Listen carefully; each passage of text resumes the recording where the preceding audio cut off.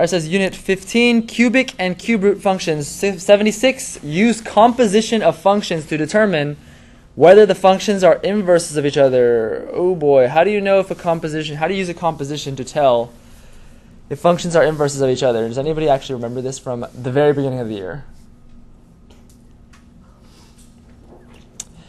So a composition is where you take one function and you plug it into the other function, right?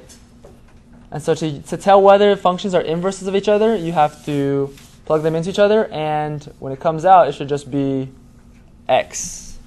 So the answer has to be x. So if I take f of g of x, okay, what is f of x? X cubed plus 3. Okay, but what's g of x? Because this is the f of x function, but g of x is cube root of x minus 7. So I'm going to take this now and plug that in for the x. See, that's the g function, right? And I'm plugging that into the f function. So instead of writing x cubed, I'm going to write the cube root of x minus 7.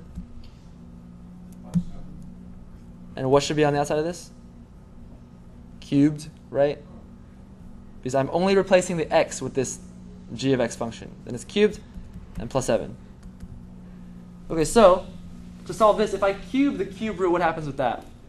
It disappears, so what's left? X minus 7 plus 7. So the answer here is x. Okay, so that one checks out, right?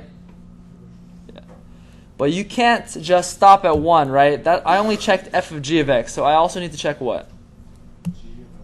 G of f of x, right? G of f of x. So what is the g function? Cube root of x minus 7, right? Okay, so the f function is what? So I'm going to replace the x that I see here with, what should I replace this x with? We're x cubed plus 7.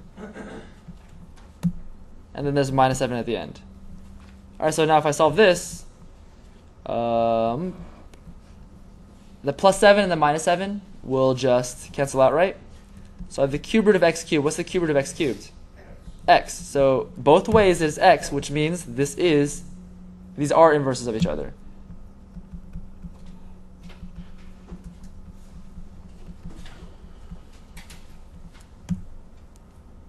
If even in one direction it does not equal x, that means they are not inverses of each other.